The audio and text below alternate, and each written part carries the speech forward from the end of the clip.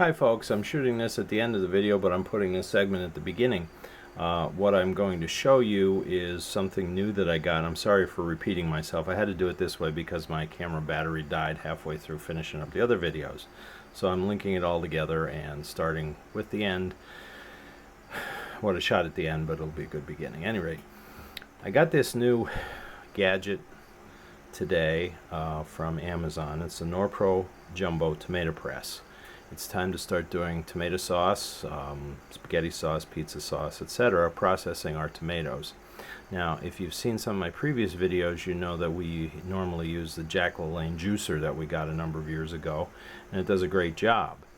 But what happened was I have, I don't know how many gallon bags of whole tomatoes in the freezer that were extra last year that we didn't know what else to do with, but didn't want to throw them away. So I put those in figuring we could use them for something at some point. Well, my wife said, look, I can't run them through the juicer because after you thaw them, the skins get soft and mushy, and what'll happen is they'll just kind of mush in the juicer, and most of it will go into the garbage hopper, the shell hopper, the residue hopper, and you won't get much juice out of them. So I thought, well, if I try this thing, maybe I can use those tomatoes up, because it's a hand crank and it's a little bit different setup. Even if the skins are soft, it won't matter. Now, I haven't used it for that yet, but I'm hoping that it will work.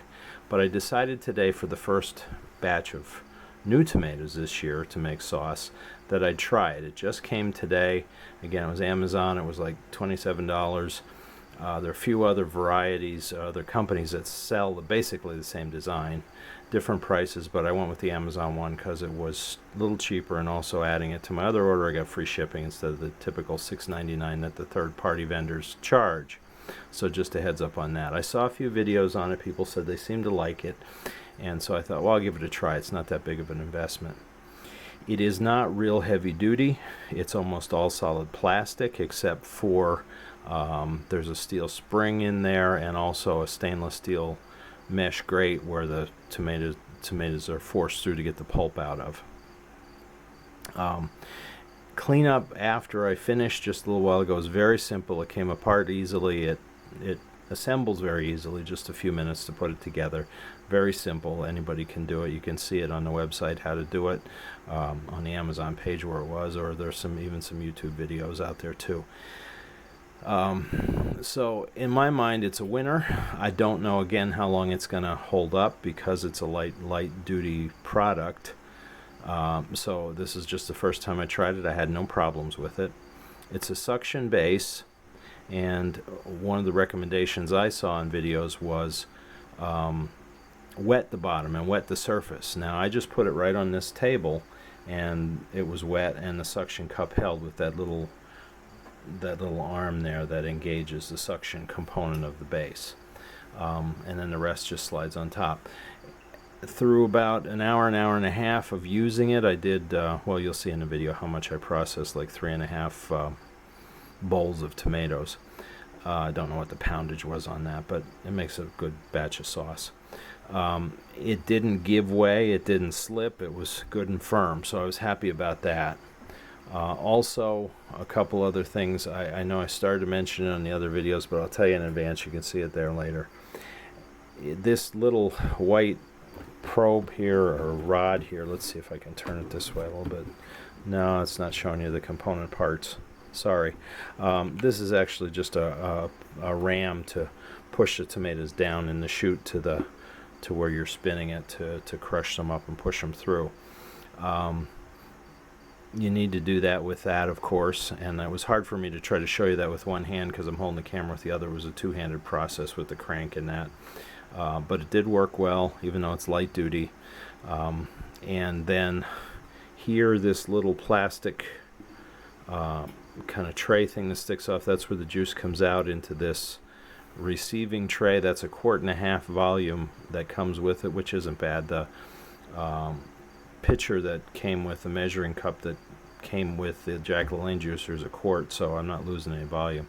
On the other side of this, it's not shown on any of these pictures, I don't know why, but is another chute where all the pulp comes out the other side there, and then it's a simple matter of just putting that in a bowl. Again, it was suggested to me on somebody else's videos, and I tried it, to, after you run some tomatoes through, then take that pulp, dump it back in the hopper, run it through 1 or 2 more times, and you'll extract even more good juice, good good tomato pulp that you want to cook up. And it really did. It took a whole lot more liquid out of the rinds and so on. And what I ended up with is about 50% less waste than what I have with the Jack LaLanne juicer for a similar quantity of tomatoes. So I was thrilled with that. As I said, cleanup was a whole lot easier. It broke down fairly easy to clean up. The other thing I liked about this, I didn't have to stop to clean it midway through the process. With the Jack LaLanne juicer, you have to clean the screen off, the rotating screen that chops up the tomatoes. I think about every 2 quarts of juice that you go through, because the screen fills up completely and then it doesn't work right. Plus you have to empty out the hopper of the rind and the skins and stuff like that periodically. So in a process of doing a batch of tomato sauce, you're cleaning the thing 2-3 times. This thing I didn't have to clean it all until the very end. So again, it's a hand crank, so it's not as simple as as simple as the electric one, and it goes a little slower. You can't put as many tomatoes in as quickly as I can with that, but for the money and for the experiment with it, I'm pleased. And so if you need something like this, even if you want it as a spare backup, or you've got a bunch of people doing tomatoes and you're using your juicer already, somebody else is, I think it's worth the investment at this point. Again, that could change down the road if it breaks down on me too much, or too quickly or whatever, but it worked well today, so I can recommend it. And I'll let you watch the video now and see me doing it. Again, I'm sorry it was kind of herky-jerky. I was realizing that my camera battery was dying, so I was trying to finish it up. But again, thank you for watching. I'll say that in advance of the video, and thank you for liking, subscribing, following our page as we seek to live in the country on a shoestring. Thanks again. Hey folks, a new gadget to show you today for tomato preparation, tomato sauce making. It's called the Norpro Jumbo Tomato Press. About 27 bucks on Amazon. Something I'm trying this year. It's a manual tomato press. Feed the tomatoes in the hopper. You turn this crank, and that rotates this bale there that squishes the tomatoes against. There's a stainless steel grate under there, and they shoot out this white plastic spout into a tray, and then your rind goes out this chute and you put it in another bowl. This is suction cupped fast to the table. You can see the lever there. One thing that I did to make it stick better is I wet it. The table and the bottom of the rubber is wet, and it's held now.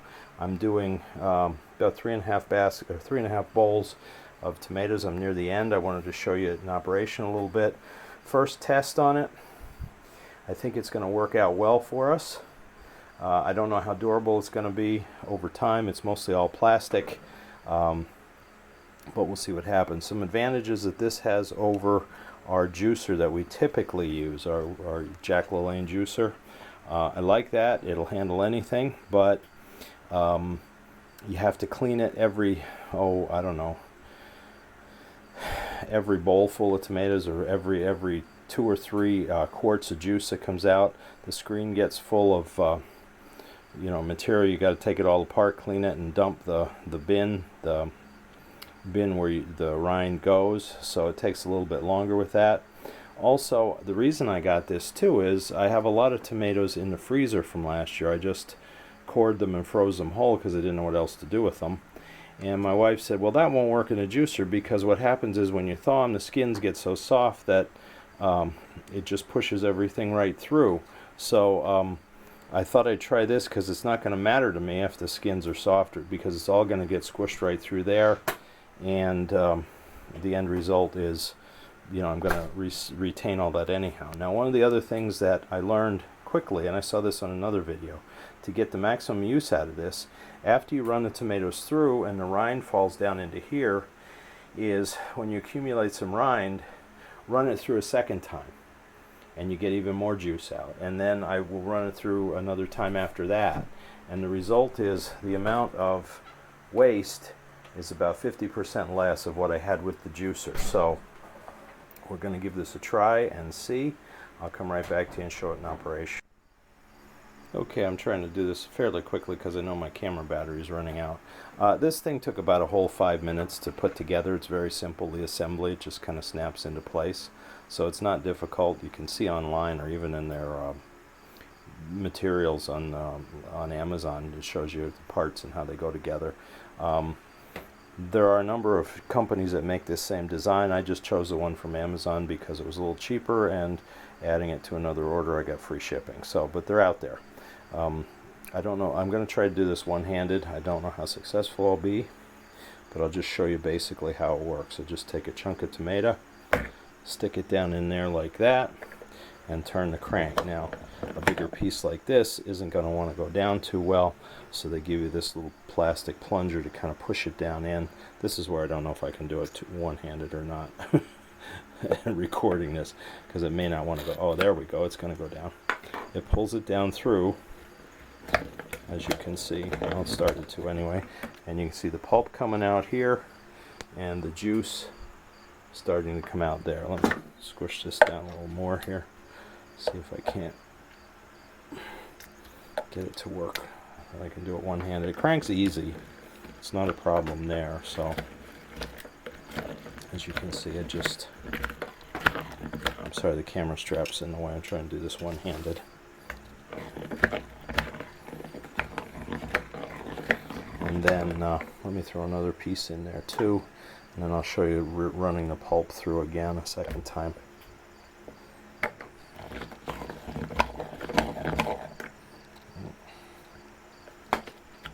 They recommend that you cook the tomatoes first and peel the skins off and so on before you put it through this, and that's too much hassle. That's one of the reasons why we went to the juicer, because we didn't want to have to pre-cook the tomatoes and peel the skins off.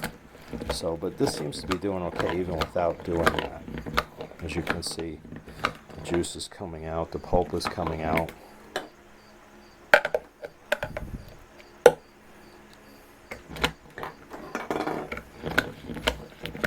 See, it all goes down through there. Yeah, and then I just scrape the excess off the chute.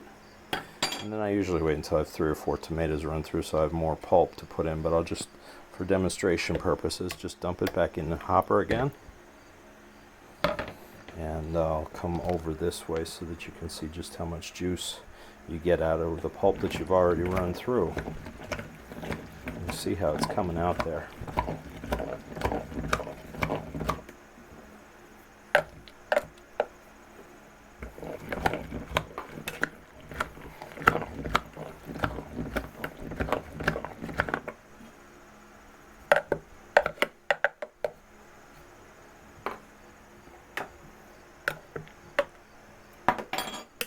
I'm sorry to hold the camera sideways there.